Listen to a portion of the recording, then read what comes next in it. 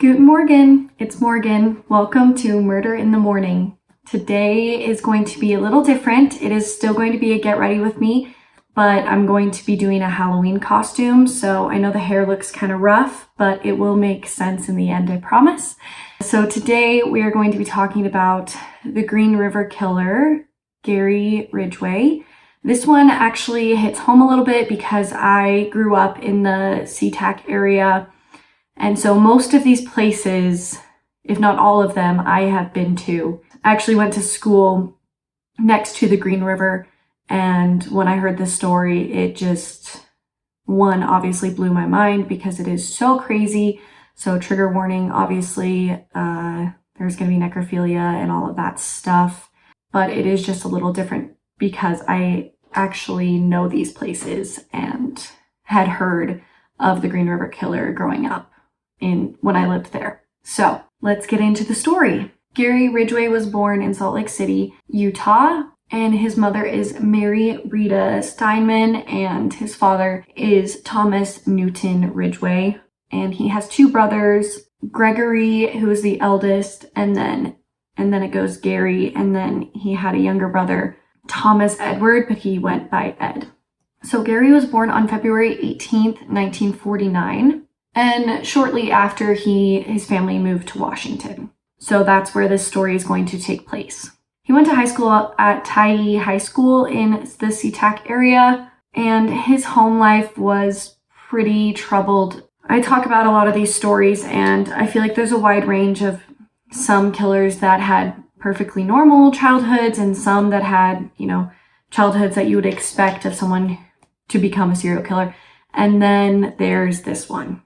Okay, let's just get into it. He had a horrible role models, let's just say. His parents were not parents that you would want to be raised by. So he had a habit of bedwetting, and because of this, his mother would bathe him. The only problem is she would do this up until he was 13 years old. So if you can imagine your mother bathing you at that age, like it's a little uncomfortable. You're going through puberty and changes and all of this stuff, and she's still bathing him.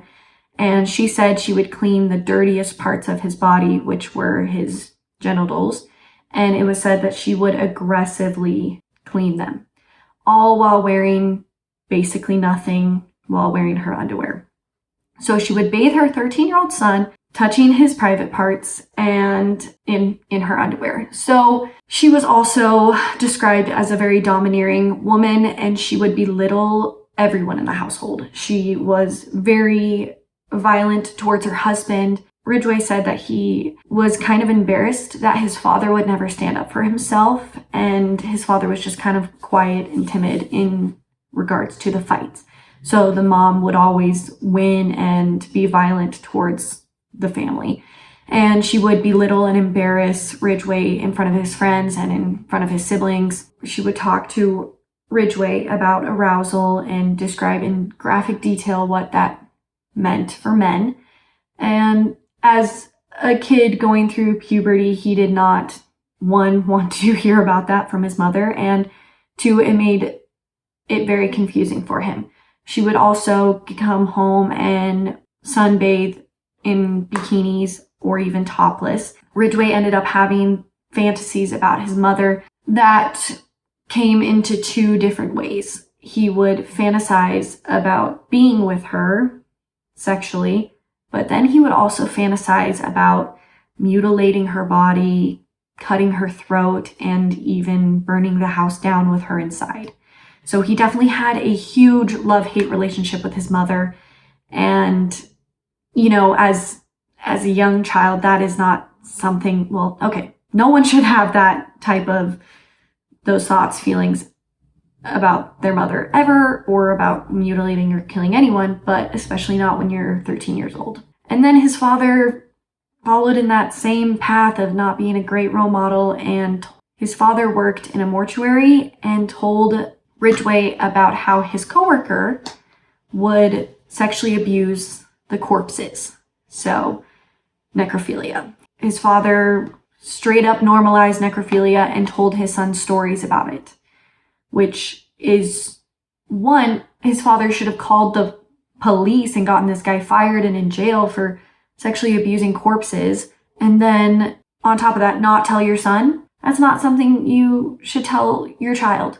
The only person you should tell is the police. From a young age, he had thoughts of necrophilia and already mutilating bodies. He had an IQ of 82, so he had low intelligence. He had to repeat a school year twice, so he did not do well in school, but his classmates described him as friendly, well-liked, but ultimately kind of forgettable. He didn't stand out as this kid's going to be a serial killer type thing. But there were obviously warning signs, such as when he was 16, he stabbed a 6-year-old kid. But the kid survived, luckily. So he led the kid into the woods, stabbed him through the ribs to his liver. The victim and Ridgway both say that he walked away laughing and said, "I always wondered what it would be like to kill." I don't know what really came of that. I don't know how they didn't stop him after stabbing at some kid and literally wanting to kill him. I don't know how that flew. But then when he was 18 years old, he was still in high school, right? But he joins the Navy and he gets married to his high school sweetheart, his high school girlfriend, Claudia Barros. And he was sent to Vietnam, where he cheated on his wife repeatedly. And when he got gonorrhea for the second time, he blamed it on the women. And this is kind of, in addition to his mother, he had an extra hatred for women because of, contracting gonorrhea. Yet even after that, he still continued to sleep with women and cheat on his wife. So then when he found out that his wife was cheating on him, he, got super mad, and the marriage ended within a year. His first 2 marriages, because he ends up getting married again, and he actually ends up getting married 3 times, but both of his first 2 marriages end because of infidelity. So you'd think he'd learn after the first one, but I guess not. All 3 of his ex-wives said that he demanded sex from them, and that he demanded sex multiple times a day, every day, and he would want to do it in a public place or in the woods. So his second wife in 1975 had a baby boy, and his name was Matthew. Well, first off, he was very mad that she got pregnant in the first place and that he was going to have a child, so he blamed her a lot for getting pregnant and that stuff. But then once he had the kid, he kind of saw it as an opportunity. He would leave his son's toys in the truck, or leave it scattered along the house so that these women he'd pick up, he could, make them trust him. And he would even show them pictures and say, "Oh, this is my little boy." Really use him to paint this picture that he was some family man and wouldn't hurt them. And Ridgway even says that he would talk to the women and make them feel safe and just talk about anything other than, obviously what he was going to do, just until they got into the car or until they got to his place. And then he would have relations with them and then murder them.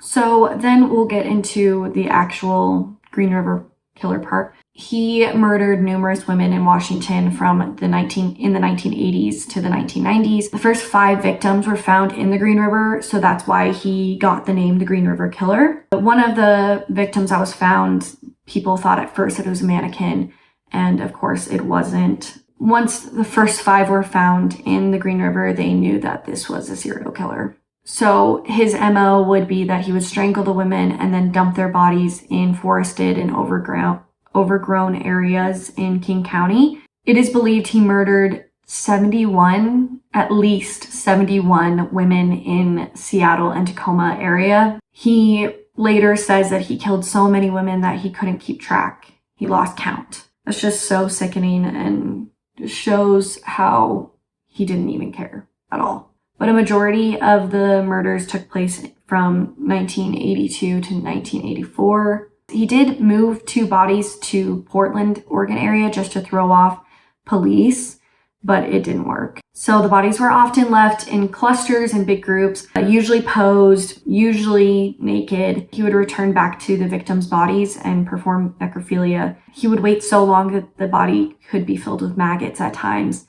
and he eventually started burying the bodies as a way to stop him from performing necrophilia. Unfortunately, most of the bodies were discovered as skeletons, so 4 victims are still unidentified. So like I said, he would pick them up, he would have relations with them, strangle them from behind, and then most of this happened either in his truck, in his home, or in a secluded area. So in the 1980s, they created a task force to investigate the murders. They actually asked Ted Bundy for advice and were kind of like, hey, what do you think he would do? And Ted Bundy was of little help to them, but he was right in the fact that he said, I think he will keep these bodies close and visit them periodically. And that is true. But it did help them get information on cases from Ted Bundy that he had committed unsolved cases, because they were like, okay, this is what Ted Bundy thinks this guy would do. This is probably what Ted Bundy also did. And so it helped a little bit. So Ridgway was actually arrested in 1982 and 2001 on charges related to prostitution,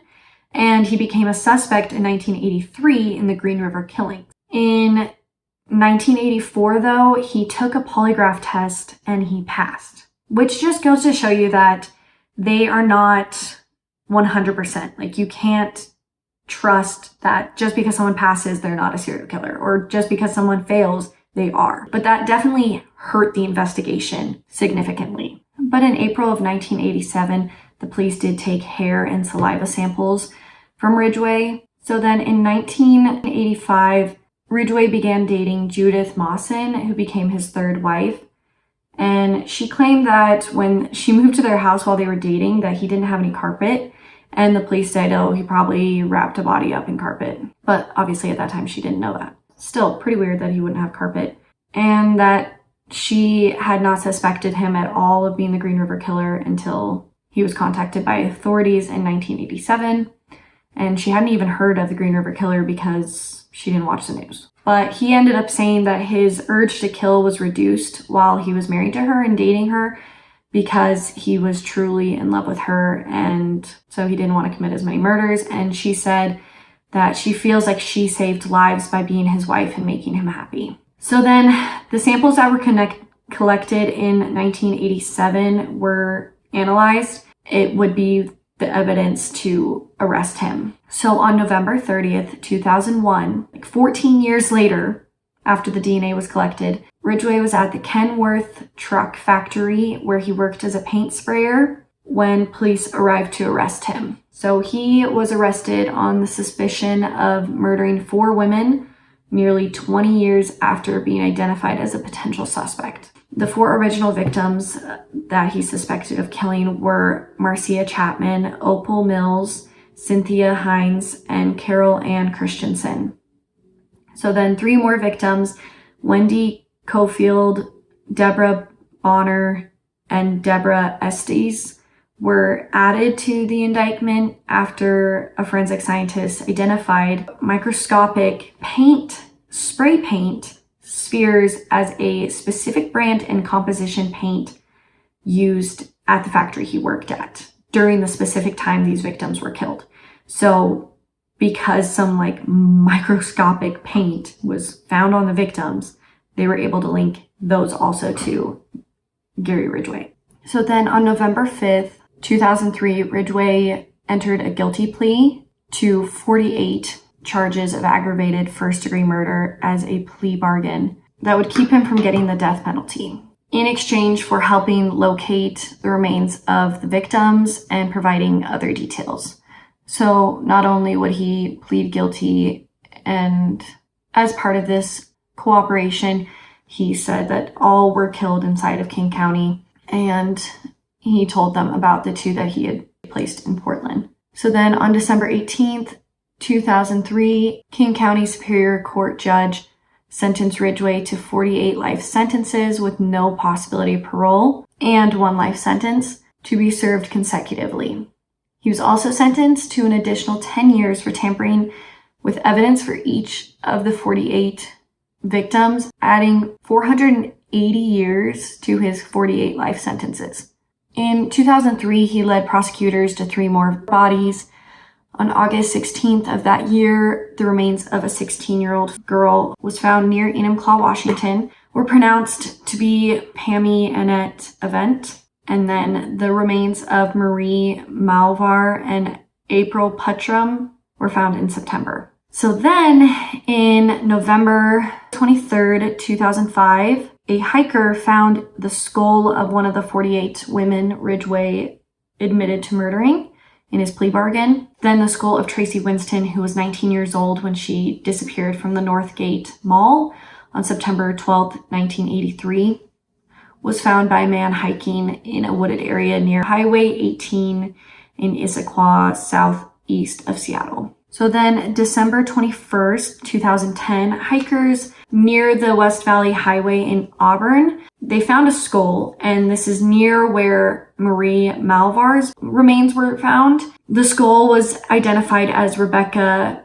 who went by Becky Marrero. She was last seen December 3rd, 1982. Since she wasn't one of the 48 original ones he pled guilty to, he was actually formally charged with her murder on February 11th, 2011.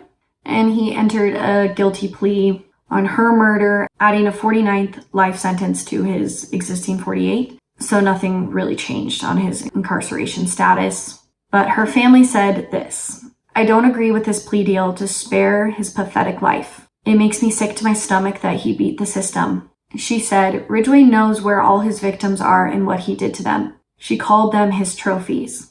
She told the judge, if I had one thing to ask today, it would be to kill him." Ridgway stood up and started apologizing to the family, but some man in the audience yelled, "Shut your mouth."